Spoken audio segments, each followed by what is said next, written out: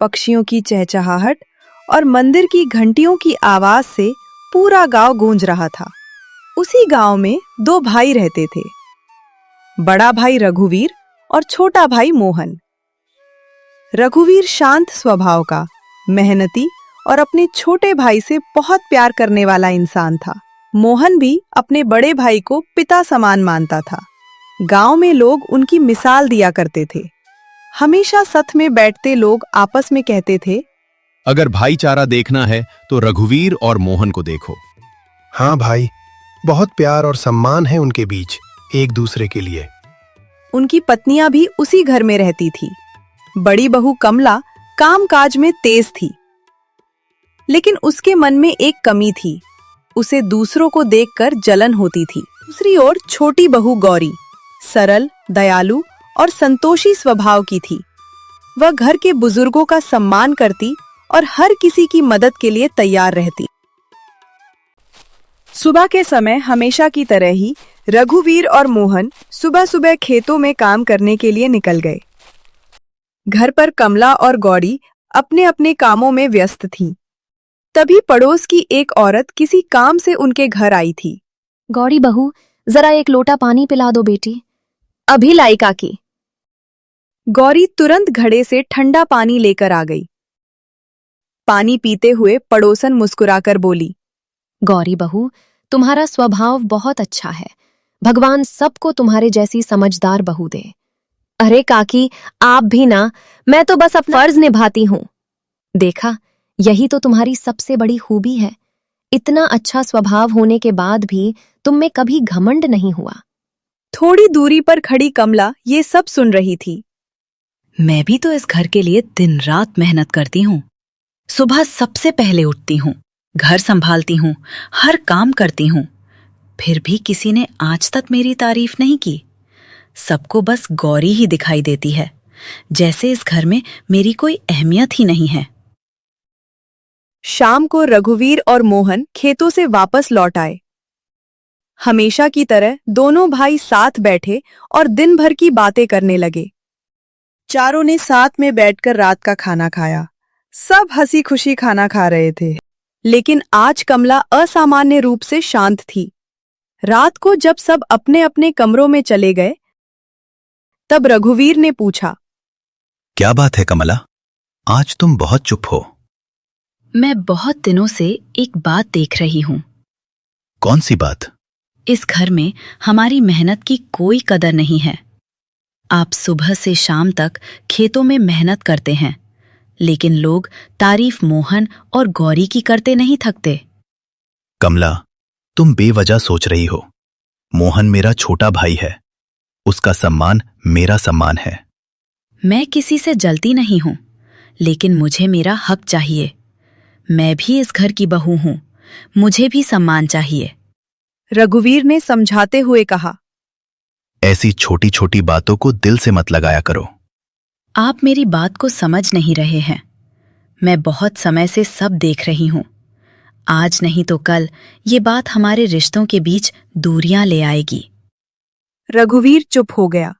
उसे लगा जैसे कमला की बातों में कहीं न कहीं सच्चाई छिपी हो, और इसी के साथ कमला के मन में पनपी ईर्ष्या ने पहली बार रघुवीर के मन में भी संदेह का एक छोटा सा बीज बो दिया। समय बीतता गया। कमला बार बार रघुवीर के मन में वही बातें डालती रही। धीरे धीरे रघुवीर का मन बदलने लगा। एक सुबह रघुवीर ने मोहन और गौरी को आंगन में बुलाया। रघुवीर गंभीर स्वर में बोला, मोहन, मैंने बहुत सोच विचार करके एक फैसला लिया है। अब हमें अलग हो जाना चाहिए। मोहन ये सुनकर स्तब्ध रह गया। भैया, अगर मुझसे कोई गलती हुई हो तो मुझे बता दीजिए, लेकिन बंटवारे की बात मत कीजिए। बात गलती की नहीं है मोहन। अब यही ठीक रहेगा कि हम अपना अपना घर अलग कर लें। भैया, ये घर आप दोनों के प्यार से बसा है। कृपया एक बार फिर सोच लीजिए। लेकिन रघुवीर अपना निर्णय ले चुका था। गांव के कुछ समझदार लोगों की मौजूदगी में बंटवारा शुरू हुआ।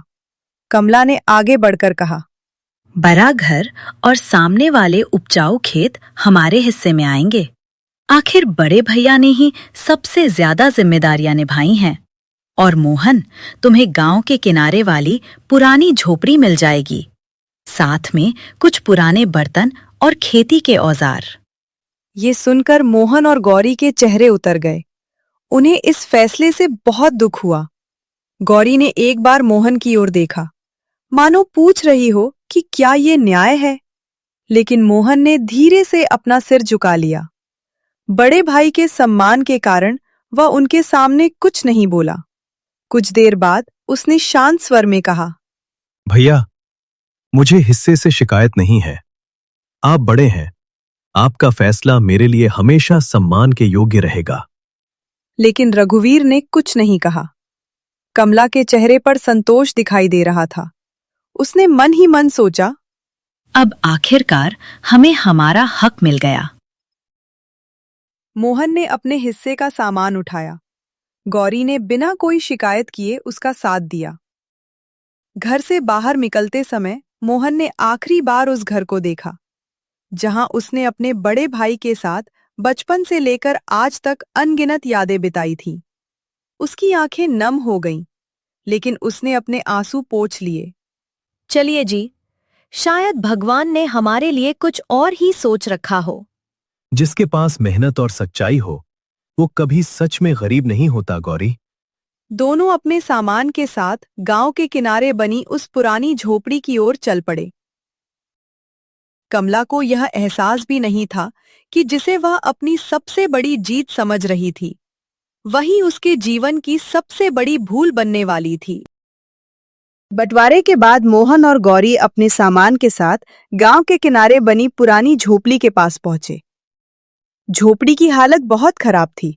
छत कई जगह से टूटी हुई थी, दीवारों पर धूल बीम्स जमी हुई थी और हर तरफ मकड़ी के जाले लगे हुए थे।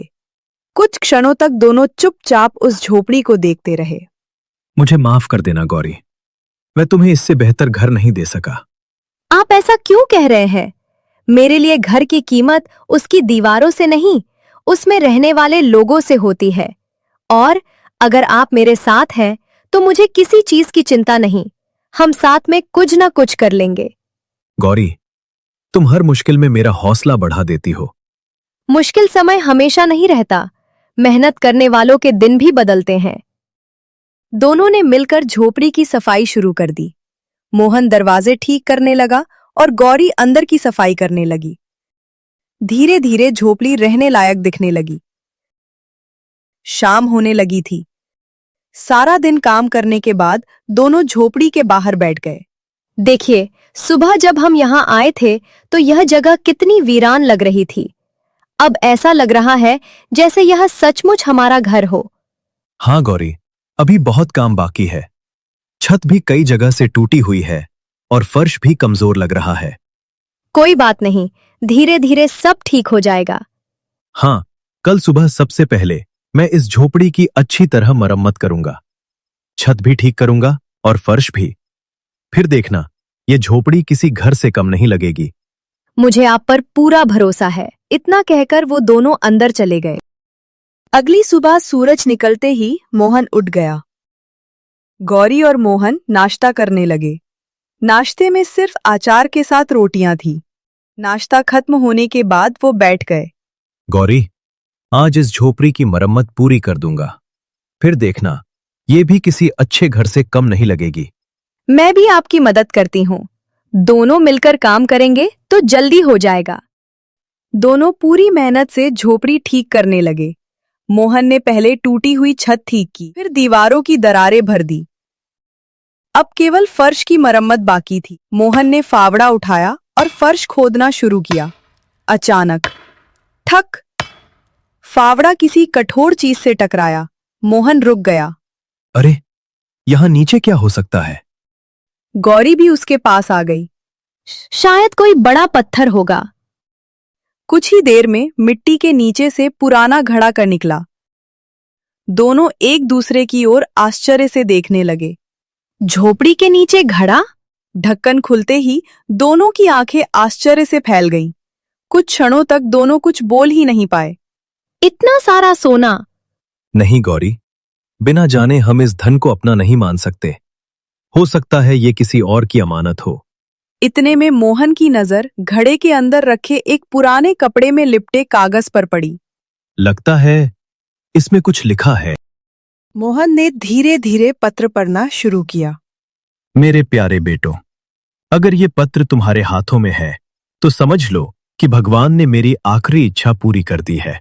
इस घड़े में रखा धन मैंने कई वर्षों पहले अपने परिवार के भविष्य के लिए छुपाया था, लेकिन मैं ये दौलत उस बेटे को नहीं देना चाहता था जो लालच में अंधा हो जाए। ये खजाना उसी का है जिसने अन्याय सहकर भी अपने संस्कार और अपने रिश्तों का सम्मान किया। अगर तुम यह पत्र पढ़ रहे हो तो इसका मतलब है कि तुमने कठिन समय में भी धैर्य और ईमानदारी का साथ नहीं छोड़ा। इस धन का उपयोग केवल अपने सुख के लिए मत करना। अपने परिवार, जरूरतमंद लोगों और गांव की भलाई में भी इसका हिस्सा लगाना। याद रखना, सोना इंसान को अमीर बना सकता है, लेकिन अच्छे संस्कार ही उसे महान बनाते हैं। तुम्हारे पिता। पत्र पढ़ते पढ़ते मोहन की आंखें नम हो गईं। पिताजी, आपने जाते जाते भी हमें सही रास्ता दिखाया। आज समझ में आया कि भगवान देर जरूर करते हैं, लेकिन कभी अन्याय नहीं करते। ये धन सिर्फ हमारा नहीं है गौरी, इसमें गांव के हर जरूरतमंद का भी हिस्सा होगा। यही पिताजी की आखिरी इच्छा थी और हम उनकी इस इच्छा को जरूर पूरा करेंगे। वो दोनों खुशी और उम्मीद के साथ एक दूसरे की तरफ देखने लगे। पिता के पत्र में लिखी हर बात मोहन और गौरी ने अपने जीवन का नियम बना लिया। उन्होंने सबसे पहले झोपड़ी की अच्छी तरह मरम्मत करवाई, फिर खेतों के लिए नए औजार खरीदे और अपनी मेहनत से खेती शुरू कर दी। बचे हुए धन से उन्होंने गांव के गरीब और जरूरतमंद लोगों की मदद भी करनी शुरू कर दी। धीरे धीरे पूरे गांव में उनकी चर्चा होने लगी। एक दिन गांव की दो औरतें आपस में बातें कर रही थीं। सुना तुमने, मोहन ने रामू काका की बेटी की शादी में मदद की है। हाँ, और कल ही उसने मंदिर की मरम्मत के लिए भी दान दिया है। सच में भगवान ने उसकी किस्मत बदल दी। उसी समय वहां से कमला गुजर रही थी। उसके कदम अचानक रुक गए। वह उनकी बातें सुनने लगी। कहते हैं पुरानी झोपड़ी की मरम्मत करते समय उसे उसके स्वर्गीय पिता का गाड़ा हुआ सोने से भरा घड़ा मिला था। हाँ, लेकिन देखो, इतना धन मिलने के बाद भी उसके व्यवहार में जरा सा भी घमंड नहीं आया। दोनों औरतें वहां से चली गईं। कमला के चेहरे का रंग बदल चुका था। वो जल्दी जल्दी घर पहुंची।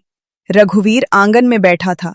कमला घबराई हुई आवाज में बोली, सुनिए जी, आपको पता है उस पुरानी झोपड़ी के नीचे सोने का घड़ा निकला है। क्या? ये कैसे हो सकता है? अगर उस टूटी फूटी झोपड़ी में पिताजी का खजाना छिपा हो सकता है, तो इस बड़े घर में भी जरूर कुछ ना कुछ छिपा होगा। कमला, ऐसी बातें मत सोचो। जो होना था हो चुका। लेकिन अब कमला पर लालच पूरी तरह हावी हो चुका था। उसने मन ही मन ठान लिया, मैं पूरे घर की एक एक जगह खोद डालूंगी। मुझे यकीन है इससे भी बड़ा खजाना यहीं कहीं छिपा है। अगली सुबह जब कमला सूरज उठ गई, उसके मन में बस एक ही बात घूम रही थी, खजाना। रघुवीर ने उसे फावड़ा उठाते देखा तो हैरान रह गया। कमला, ये फावड़ा लेकर कहाँ जा रही हो? आज मैं इस घर की एक एक जगह देखूंगी। मुझे पूरा विश्वास है कि पिताजी ने इस घर में भी कोई खजाना छिपाया है। कमला, लालच इंसान से सही फैसला लेने की ताकत छीन लेता है। मेरी बात मानो, ये सब छोड़ दो। जब किस्मत दरवाजा खटखटा रही हो तब उसे जाने नहीं देते। इतना कहकर कमला ने आंगन का फर्श खोदना शुरू कर दिया। कुछ नहीं मिला। फिर उसने रसोई खोदी, वहां भी कुछ नहीं मिला। इसके बाद उसने कमरे का फर्श तोड़ना शुरू कर दिया।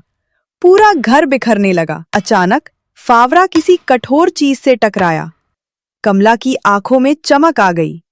मिल गया, मुझे पता था यहाँ भी खजाना है। एक पुराना मिट्टी का घड़ा बाहर दिखाई दिया। घड़े में सोने के सिक्कों की जगह केवल साधारण पत्थर भरे हुए थे। पत्थरों के ऊपर एक पुराना पत्र रखा था।